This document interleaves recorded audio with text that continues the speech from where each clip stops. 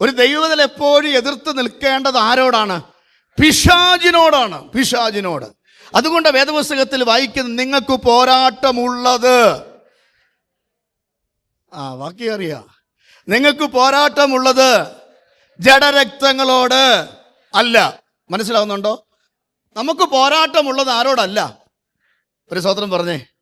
ജഡരക്തങ്ങളോടല്ല. എൻ്റെ ഫ്രണ്ടിൽ ഇരിക്കുന്ന അച്ഛനോട് ഞാൻ ആവശ്യമുള്ളതൊക്കെ, അദ്ദേഹത്തിന് വേദനിക്കുന്ന നിലയിൽ അദ്ദേഹത്തോട് ഞാൻ ആവശ്യമുള്ളതൊക്കെ പറയുകയാണെങ്കിൽ അദ്ദേഹം എന്നോട് എതിർക്കും. അല്ലെങ്കിൽ അദ്ദേഹം എന്നോട് ഇങ്ങനെ ആവശ്യമുള്ളതൊക്കെ പറയുകയാണെങ്കിൽ ഞാൻ അദ്ദേഹത്തോട് എതിർക്കും. പക്ഷേ ഈ വചനം പറയുകയാണ്, ഞാൻ അദ്ദേഹത്തോട് എതിർത്തിട്ട് കാര്യമില്ല, അല്ലെങ്കിൽ അദ്ദേഹം എന്നോട് എതിർത്തിട്ട് കാര്യമില്ല. ഞങ്ങളുടെ ബാക്കിൽ വേറൊരു സാധനം നിൽപ്പുണ്ട്. ദൈവമക്കൾ മനസ്സിലാക്കണം കേട്ടോ. നമ്മുടെ ബാക്കിൽ എന്തോ ഉണ്ട്? വേറൊരു സാധനം നിൽപ്പുണ്ട്. സ്തോത്രം.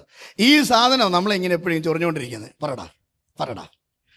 കുഞ്ഞുങ്ങളെ, നിങ്ങളോട് ആരെങ്കിലും പോരാടുന്നുണ്ടെങ്കിൽ, നിങ്ങളെ ആരെങ്കിലും വഴക്കുണ്ടാക്കുന്നെങ്കിൽ ആ വ്യക്തി അല്ല, ആ വ്യക്തി പാപമാ. ആ വ്യക്തി അറിഞ്ഞുകൊണ്ടല്ല ഇത് ചെയ്യുന്നേ. മനസ്സിലാവുന്നുണ്ടോ? ഇതൊരു ദുരാത്മാവിന്റെ ശക്തിയുണ്ട്. അതുകൊണ്ട് വചനം പറയുക, നിങ്ങൾക്ക് പോരാട്ടമുള്ളത്. ഇനി ഞങ്ങൾ തമ്മിൽ അടിയുണ്ടാക്കിയിട്ട് യാതൊരു കാര്യവുമില്ല. കാരണം വഷളായി പ്രശ്നം ഉണ്ടാക്കാവുന്നേ ഉള്ളൂ.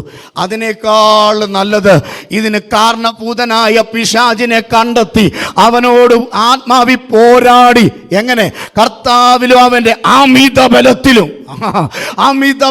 കർത്താവിലും അവൻ്റെ അമിതബലത്തിലും. പക്ഷെ ഒരു കാര്യം മനസ്സിലാക്കണം, കർത്താവിലും അമിതബലവും പ്രാപിച്ചെങ്കിൽ മാത്രമേ ജയിക്കത്തുള്ളൂ. കർത്താവുമായിട്ട് ബന്ധമില്ല, അമിതബലവുമായിട്ട് ബന്ധമില്ല. ആമേ. ജാതികൾ ജീവിക്കുന്നവർക്ക് ഞാനും ജീവിക്കുക. ഹല്ലേലൂയ. ജാതികൾ പോകുന്നതല്ല ഞാനും പോവുക. ഹല്ലേലൂയ. ജാതികൾ എന്തൊക്കെ ചെയ്യുന്നു അതൊക്കെ ഞാൻ ചെയ്യുക. പിന്നെ ഞായറാഴ്ച വന്നിട്ട് അമിതബലം തരണേ കർത്താവേ എന്ന് പറഞ്ഞാൽ ഒരമിതബലവും കിട്ടത്തില്ല. എവിടെയോ പിശാച് നിന്നെ ഒതുക്കിക്കളയാൻ ഒറ്റ ആഗ്രഹമേ ഉള്ളൂ. ഇതിൻ്റെ ഒക്കെ പുറകിൽ പിശാചിന് എന്താ ആഗ്രഹം എന്നറിയാമോ? നിന്റെ കുടുംബം അനുഗ്രഹിക്കപ്പെടരുത്, നിന്റെ കുഞ്ഞുങ്ങൾ അനുഗ്രഹിക്കപ്പെടരുത്, ജോലി കിട്ടല്ല, കല്യാണം നടക്കല്ല, നന്മ ഉണ്ടാകരുത്, വിദേശത്ത് പോകരുത്. ഇതൊക്കെ പിശാച് ആഗ്രഹിച്ചിട്ട് നിന്റെ നന്മയെ കെടുത്താൻ പിശാച് അവന്റെ അമിതബലം എടുക്കുമ്പോൾ കർത്താവിലും അവന്റെ അമിതബലത്തിലും ശക്തിപ്പെടാൻ നിങ്ങൾ തയ്യാറാണെങ്കിൽ ജയം നമ്മുടെ പക്കലുണ്ടെന്ന് ഇന്നു പകൽ ആത്മാവിൽ ഞാൻ ദൂത് പറയുകയാ. അപ്പൊ നമുക്ക് പോരാടേണ്ടത് ആരോടാ? പിശാചിനോടാ. പൗലോസ് അപ്പോസ്തലൻ കാരാഗൃഹത്തിൽ കിടന്നുകൊണ്ട് പറയുകയാണ്, നമുക്ക് പോരാ. നിങ്ങൾ അങ്ങോട്ടും ഇങ്ങോട്ടും പറഞ്ഞു നടന്നിട്ട് കാര്യമില്ല. ഇതൊക്കെ പറയിപ്പിക്കുന്ന ഒരുത്തനുണ്ട്.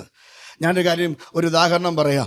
ഈ നമ്മുടെ ചർച്ചിൻ്റെ മുറ്റത്ത് ഈ ഫ്രണ്ടിൽ കാണുന്ന ആ വലിയ ഗ്രൗണ്ടിനകത്ത് ഒത്തിരി ധാരാളം പുല്ല് കിടപ്പുണ്ടല്ലേ.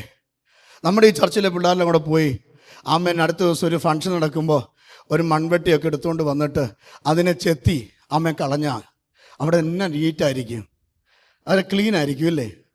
ക്ലീൻ, അമേരിക്കൻ ക്ലീൻ ആയിരിക്കും. നോക്കിക്കേ, നല്ല ക്ലീൻ ആയിരിക്കും, ഒരു കുഴപ്പവും കാണത്തില്ല. ആ ഒരു ദിവസം കഴിഞ്ഞു, ഒരാഴ്ച കഴിഞ്ഞ് നിങ്ങൾ വീണ്ടും ഒന്ന് നോക്കിക്കേ, എന്താ അവിടെ സംഭവിക്കുന്നത്? വീണ്ടും ആ കള എന്ത് ചെയ്തു? പൊങ്ങി വന്ന് നിൽക്കുന്നു. പക്ഷെ അതിനേക്കാട്ടിലും നല്ലത് നമ്മൾ ആ മുകളിലെ ആ കളം ചെത്തി കണ്ടിച്ച് കളഞ്ഞതിനെക്കാട്ടിലും നല്ലത് അതിൻ്റെ ആ മണ്ണിൻ്റെ അകത്തേക്ക് ഇറങ്ങിപ്പോയ റൂട്ടുണ്ട്. മനസ്സിലാവുന്നുണ്ടോ? ആ റൂട്ട് പിഴുത് കളഞ്ഞാലോ, ഒരു വേരിൻ്റെ അറ്റം പോലും ഇല്ലാതെ ആ റൂട്ട് പിഴുത് കളഞ്ഞാലോ.